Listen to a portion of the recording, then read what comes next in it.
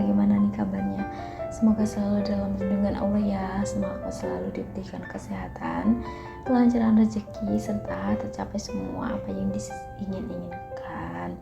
Sudah memasuki bulan Oktober nih, sudah memasuki penghujung tahun yang semakin dekat dengan akhir tahun tentunya.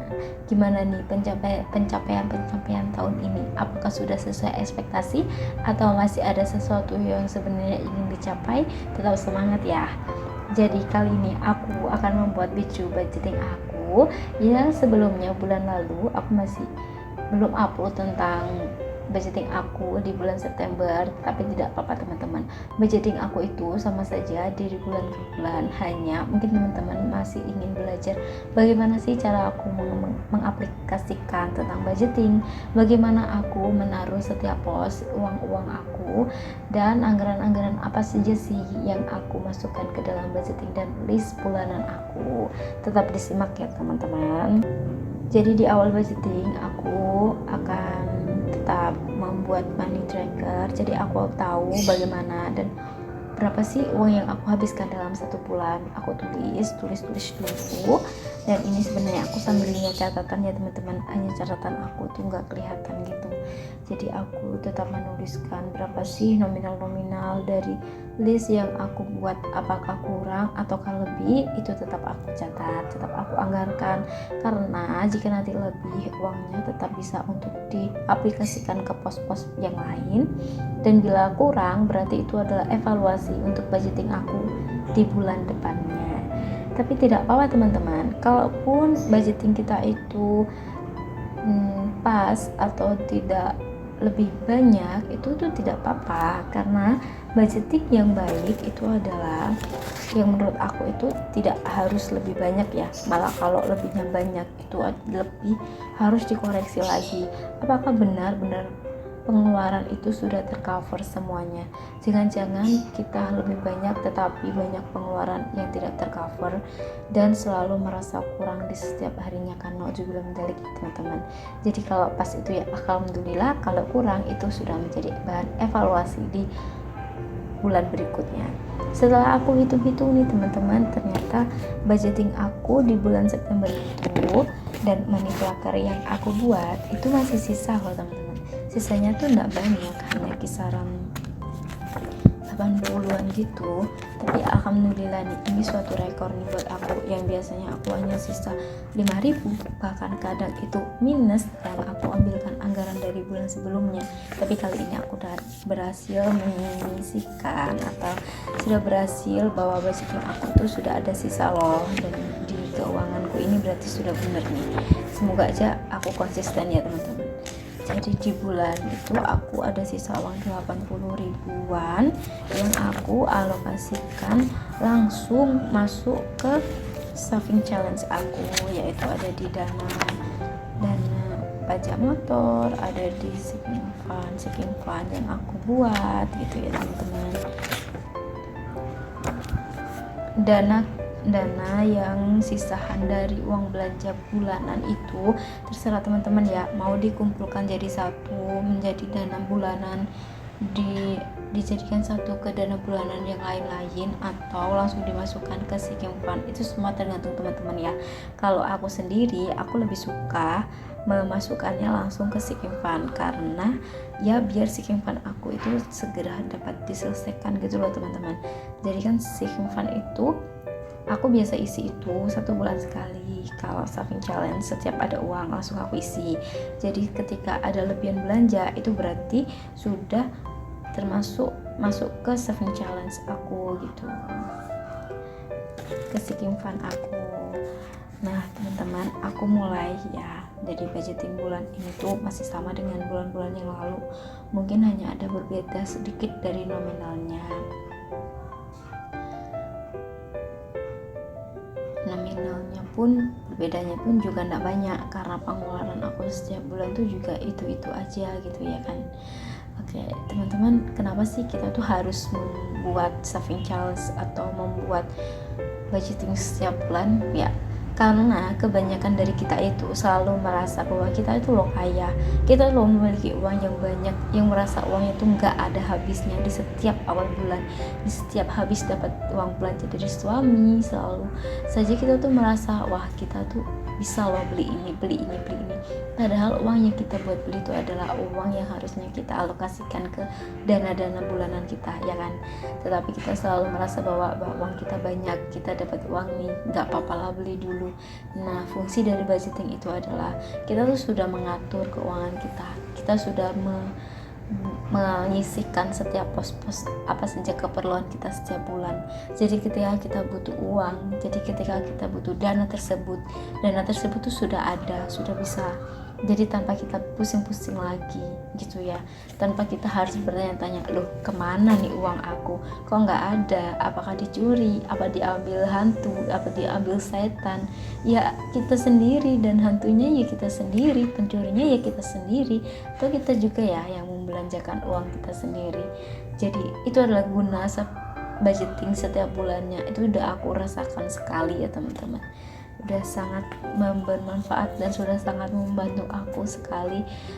Kenapa aku selalu membuat budgeting ini? Semoga teman-teman semua termotivasi dari apa yang sudah aku ceritakan, dari apa yang sudah aku tuliskan ya. Karena sejatinya budgeting itu adalah mempermudah kita, bukan untuk mempersulit atau bahkan membuat kita menjadi pribadi yang pelit. Dan itu bukan seperti itu ya teman-teman. Jadi setelah aku membuat miniatur nih Oktober yang biasanya tuh diibaratkan dengan Halloween gitu ya teman-teman. Jadi aku buat ini tuh ada lampu, ada rumah ya. Aku nggak pintar gambar ya. Jadi ya mohon maaf saja kalau gambaran aku tuh seperti ini. Semoga teman-teman tetap terhibur ya, meskipun ya apa adanya seperti ini. Jadi di bulan ini itu tidak beda jauh dari bulan yang sebelumnya, ya sudah pengeluaran saya belanja memang cenderung sama ya teman-teman. Tapi semoga saja di Oktober kali ini aku berhasil lagi dan tidak boncos gitu ya. Tetap menyisahkan walaupun tidak banyak itu tidak apa-apa, itu sudah alhamdulillah sekali. Dan semoga teman-teman uang aku tuh semoga saja cukup sampai aku terima uang belanja dari suami lagi ya. Jadi nggak pusing-pusing lagi ini gimana nih, kebutuhan belum habis, kebutuhan masih sudah habis, malah belum dapat uang belanja, kan kita bingung sendiri ya. Malah kita mengambil dana darurat, kan itu tidak diperbolehkan sih, cuma kan kurang afdol saja jika kita setiap hari harus mengambil dana darurat, sedangkan dana darurat itu diperuntukkan untuk sesuatu yang benar-benar penting, sesuatu yang benar-benar kita butuhkan ya kan teman-teman. Jadi di pos pertama kali aku akan menuliskan keperluan wajib. Ini keperluan wajib yang harus aku penuhi dan harus aku tulis di awal, karena emang ini sudah sangat penting sekali ya. Jadi yang pertama itu adalah uang makan. Kondisi aku itu, aku hidup dengan ibu aku dan anak aku, dan aku masih LDM sama suami aku. Jadi aku ada 2 dapur, tapi alhamdulillahnya suami aku tuh udah tercover gitu untuk masalah makan, masalah apapun. Jadi aku hanya diberikan uang saku sedikit untuk pegangan saja.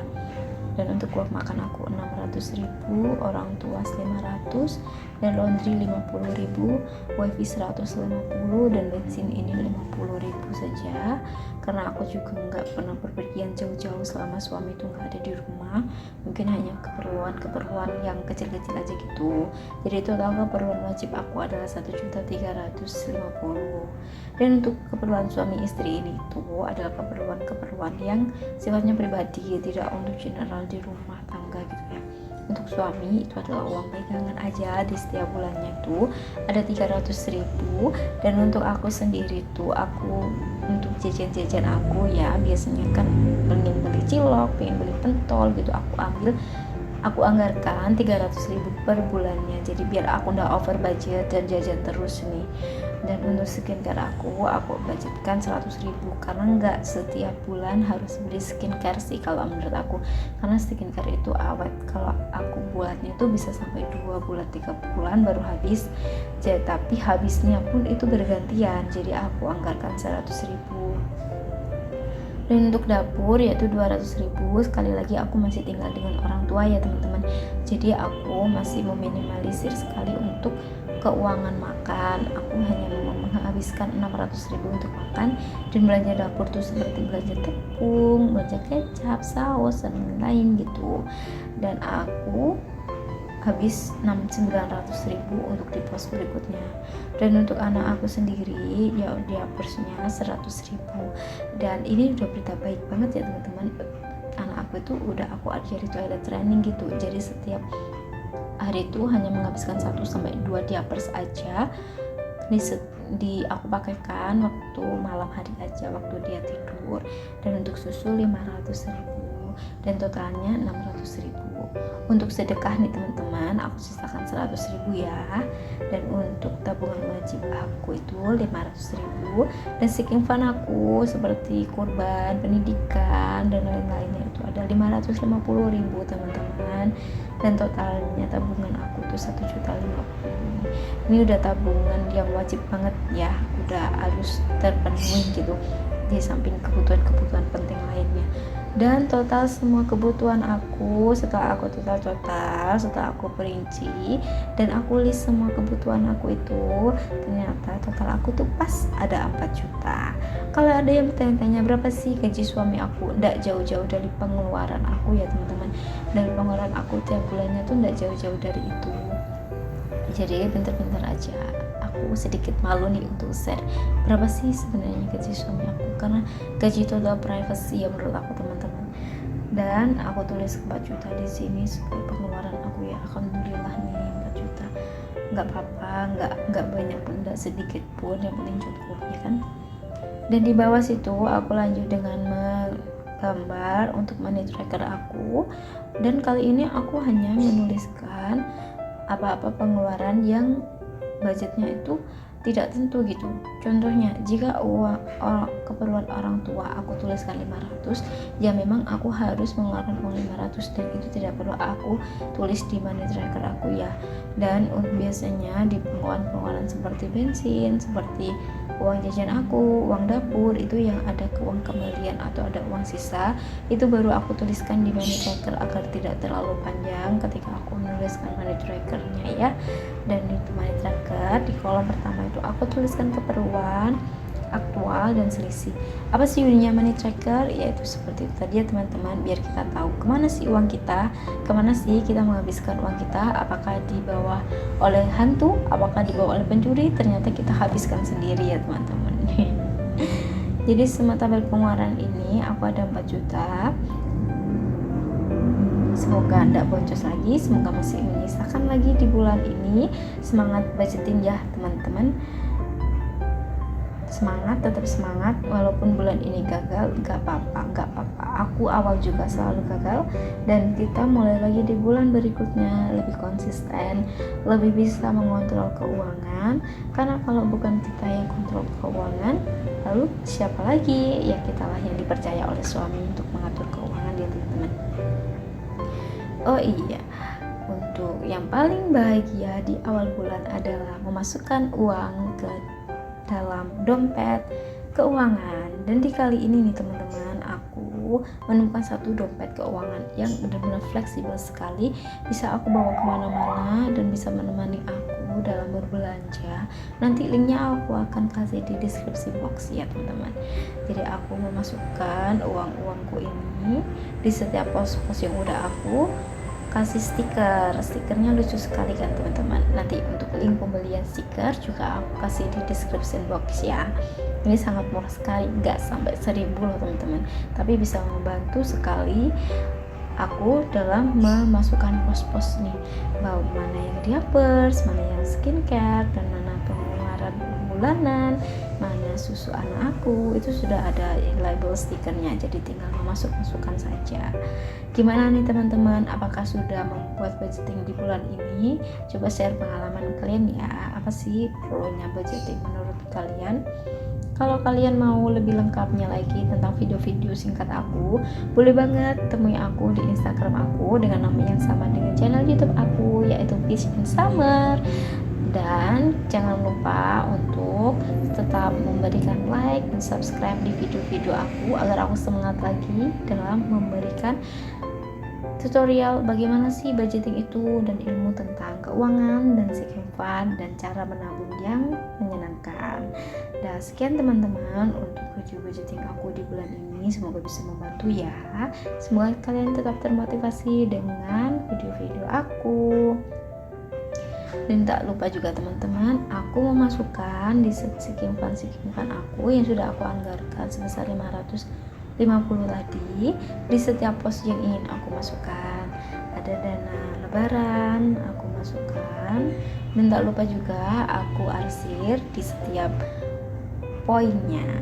Untuk teman-teman yang bertanya di mana sih beli binder seperti itu agar bisa memudahkan dibudgeting, nanti aku taruh linknya di bawah ya.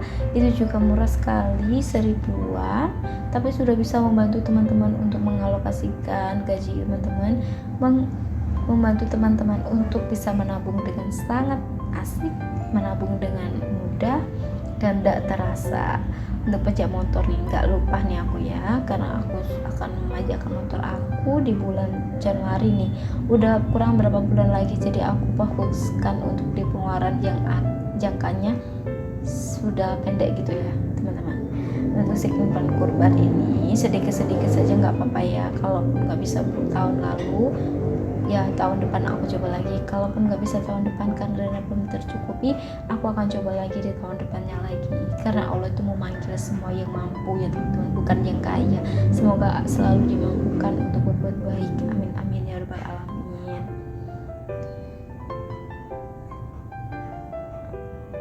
Setelah menyelesaikan saving fund kurban, aku juga memasukkan di dana pendidikan nih teman-teman. Aku baru mulai ini untuk menabung dana pendidikan aku untuk anak-anak aku ya. Semoga saja dipermudahkan oleh Allah jalanku untuk memberikan pendidikan kehidupan yang layak untuk anak-anakku ke depannya. Amin. Saving fund lebaran tuh jangan lupa ya, karena nggak semua orang itu punya THR. Jadi kita harus mempersiapkan keuangan menjelang lebaran, karena percaya nggak percaya, apapun berapapun yang di list untuk lebaran pasti nanti hasilnya akan lebih dari yang kita anggarkan ya teman-teman. Jadi harus tetap waspada ataupun jaga-jaga gitu istilahnya untuk uang lebaran itu ya. Untuk bayar vidya ini aku juga baru mulai lagi nih bayar vidya, karena di bulan ini syukur alhamdulillah aku mengasihi, jadi aku tidak berpuasa di bulan Ramadan. Untuk yang baru ini aku ada saving fund holiday nih teman-teman, karena kapan sih kita bisa bersenang-senang dengan keluarga sendiri kalau kita nggak menabung dari sedikit demi sedikit ya kan. Ini juga bindernya aku beli murah sekali nih teman-teman, dengan kualitas yang premium sekali ya. Dan aku isikan ini sedikit pelan-pelan saja, nggak apa-apa. Aku arsir agar aku lebih semangat lagi nih untuk menabung liburan. Kemana nih enaknya liburan? Bali, apa Jogja, apa ke Lombok? Ya nanti lihat dana dan lihat situasi dan kondisi ya teman-teman. Nanti aku tetap akan share bagaimana perkembangan tabungan aku. Jangan lupa nanti bila ingin membeli binder seperti itu, nanti ini aku taruh di description box ya teman-teman. Itu murah sekali dan bisa membantu teman-teman dalam mengelola, dalam menabung. Dan sudah selesai nih teman-teman, aku sudah memasukkan semua uang ke dalam pos-pos yang sudah aku anggarkan di setiap bulannya. Dan jangan lupa untuk temui aku di Instagram. Semoga bermanfaat. Wassalamualaikum warahmatullahi wabarakatuh.